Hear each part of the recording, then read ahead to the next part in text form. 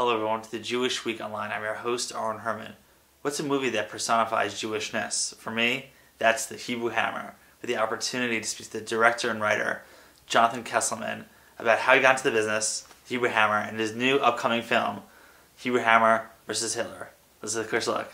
I was always obsessed with movies, and I remember I saw a documentary on your show of shows, like the Sid Caesar show, when I was sort of figuring out, going through my existential crisis, and I just realized I was put on this earth to make fun of people, and and I decided to go to film school. So I went to graduate school for film at USC, and my second semester there, I did a little film called The Hebrew Hammer. It was a 5-minute short that became this sort of the sensation at the school, and ended up graduating and going off to New York to make the feature film version of it.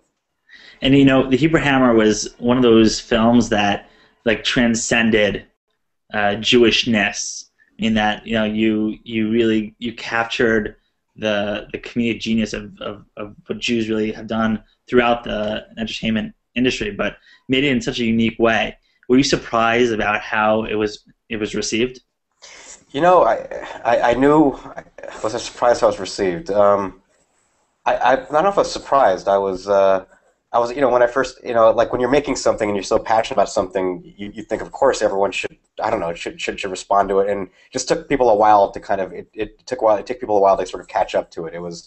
People, I think people were scared of it at the time when it came out. So it was, am I surprised? No, I'm happy. Your goal as a filmmaker is to make a cultural dent to make, especially with comedy. My goal is, people always say to you, say to me, what do you want out of comedy? I want to make people laugh as much as I possibly can, as hard as I possibly can for an hour and a half. And we had no money, but we had a good script and we had good people, and I'm happy that it found an audience eventually. It just took a while, and I'm excited about about the second one.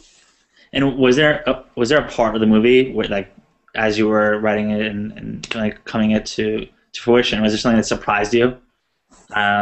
That you didn't expect, whenever you come, sort of like when the character comes off the page, is there anything where you're like, wow, that was amazing, I was not expecting that?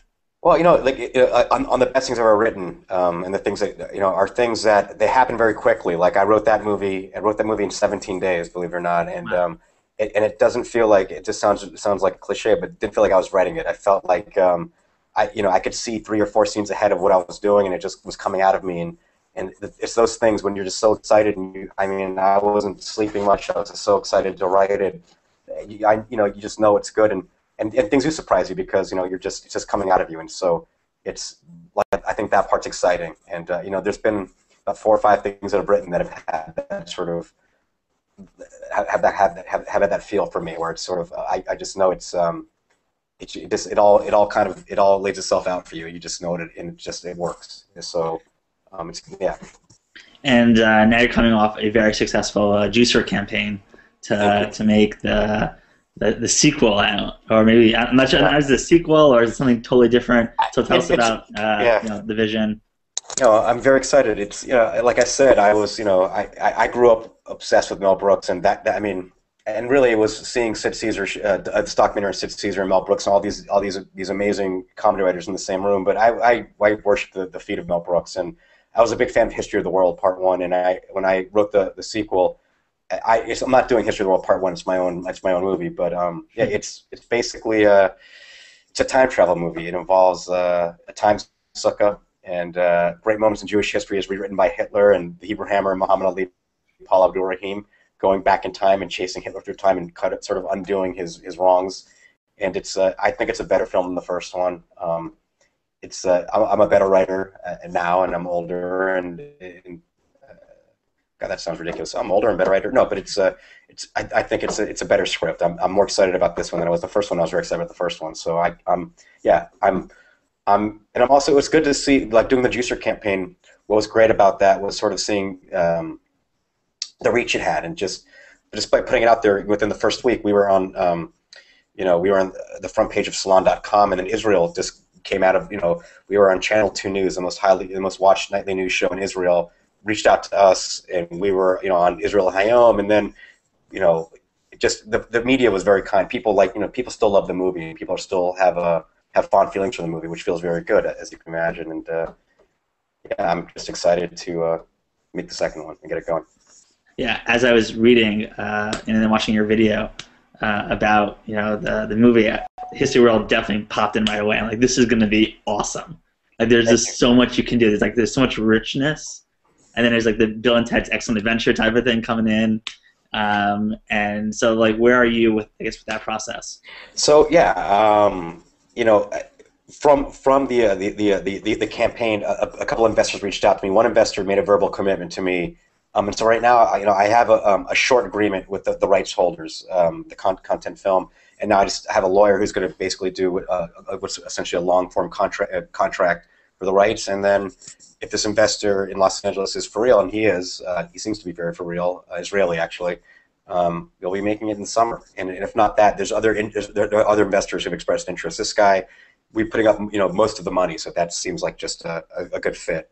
But yeah, I'm excited. So I'm thinking late spring or summer to make the film. And Adam's back in as a Judy Greer, and about to make an offer on I have a couple ideas for Hitler, and been sort of using, which is great about crowdfunding, is getting the internet's ideas on who they think would be a great Hitler, and that's been getting some amazing ideas from people and from friends, and some of my own ideas, and that'll be fun too, with seeing who plays Hitler. That's, I guess, the most exciting thing, where you're crowdfunding and you're crowdsourcing. Well, yeah, I crowdsource my doctor. Like, if I have a bad shot, and so it's like, people don't realize film's a collaborative. Obviously, like, I'll make the final decision, but I want to, it's like I want to hear what people think. This is really a movie for the fans, and I'm excited to hear what fans want to see. Because again, it's sort of,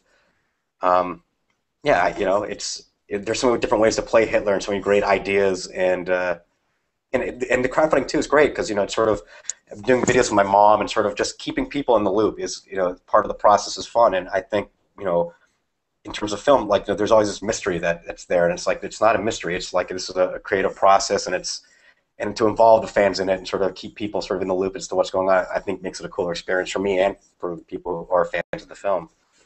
Yeah, and one of the I guess interesting parts of the way you went about the funding is that you went to a different type of platform. Like, there's different types of fundraising outlets, and Jewcer is one of the newer ones, and obviously because it's a Jewish type of platform, you get to look differently, and I guess find those seeds.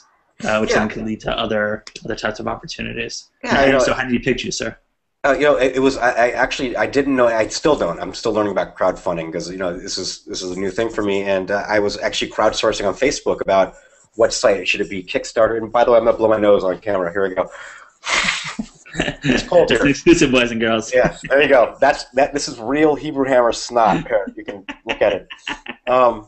I was crowdsourcing, just on Facebook, what's better, Indiegogo, Kickstarter, and a friend of mine, or a Facebook friend of mine, was like, what about Jewcer? And I'm like, well, what's Jewcer? And literally a second later, the CEO of Jewcer, Amir Givon, is like, Jonathan, nice to meet you. And he's just, what it was and why I chose them was, with Kickstarter and any of the other sites, you're on your own in terms of how you're doing it. I don't know what the hell I'm doing. And so, Jewcer is basically very hands-on and sort of acted as part of the campaign, and it was a great fit. And I figured, if you can't have like Jewish or Hebrew sort of cutesified in the title, but you're doing for the Hebrew Hammer, what are you doing exactly, right? So a favorite line in Hebrew Hammer?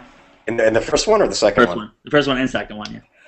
Well, I mean, like the iconic line of the first one, Shabbat Shalom, motherfuckers. But my favorite scene in the Hebrew Hammer was the "Talk Dirty to Me" scene. And it's weird, because you don't know what's gonna. I mean, I'm very proud of the movie, but you don't know what's gonna pop. And when I wrote that scene, I didn't think that was gonna be the best scene in the movie, but in my opinion, it's the best scene in the movie, and it worked on so many different levels. And we shot it. We had such little money. We had to be out of this apartment. We shot it with it by midnight. So we were so behind the schedule. It was one take on each actor. So it was one take on each setup. We had basically a master. We had some singles and an over, but we had such sparse coverage. It didn't matter, because Adam and Judy were so good in the scene, and it was just it was one of those things that just worked out perfectly. And what about the second movie? God, I got to tell you, I'm very excited about the script. I rewrote it during the Jewcer campaign. A friend of mine who's coming on as executive producer, a guy named Adam F. Goldberg, who's not the Adam Goldberg, but a different Adam. He's a great comedy writer, and he pitched me a bunch of great ideas, as did Adam Goldberg. And just going back and revisiting the script after sort of writing it and putting it away a couple of years ago, it's like it's on steroids right now. I'm still very excited about it, and which is it's nice because you forget that you get excited about things you're working on. You just get so jaded there sometimes. But what great lines I have. I don't want to give it away, but it's such a bigger, more wild, and I think it's a better movie. And I'm very proud of the first one. I'm not saying that the first one's not a good movie. I love the first one, but I think it ups the ante in so many different ways, and I'm excited. In your Jewcer campaign, you brought in even your mother. Yes. And what did she think about your process and now getting the green light and getting the money?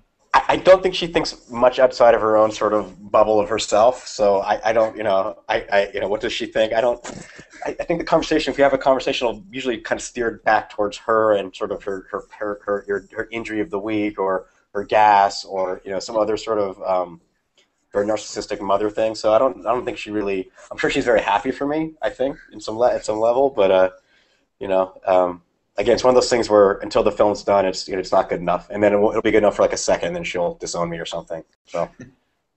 And where can people learn more about the movie? Well, you can go to the website hammervshitler.com, or go to hammervshitler.com, or always check out what I have my own site for my company, which is the worldwidemediaconspiracy.com, and I'll be updating sort of in terms of where we are in terms of casting, and I think actually even better than that, on Facebook. Through the campaign, there's a let me look it up because again I'm not as digitally savvy as I should be. It's on Facebook, and I'll tell you where exactly to go. It's the Hebrew Hammer Facebook page, which is we have a great guy named Aaron Maccabee who's running it, and it's been let me take a look here. The Hebrew Hammer 2. So I guess is that II? Yeah, the Hebrew Hammer II as in Roman numeral 2. That's where you can go, and there'll be all sorts. I'll keep doing stuff with my mom, and as we get into production with the actors and the videos, updates, and thank you for supporting and liking, and it's going to be the best comedy of next year. If it's not, like I said in the Jewcer video, I'm a liar, but I'm pretty excited about the script, and like the first one, you like this one better. Great. Well, good luck. I look forward to hearing more about the movie, and can't wait to see it. Thank you so much. I appreciate it. Thank you. All right. See you soon. Take care. Bye-bye. As you can see, crowdfunding is a wonderful resource to help bring your ideas to the forefront. And through Jewcer, the Hebrew Hammer versus Hitler is going to become a reality. This is Aaron Herman, and thank you for watching.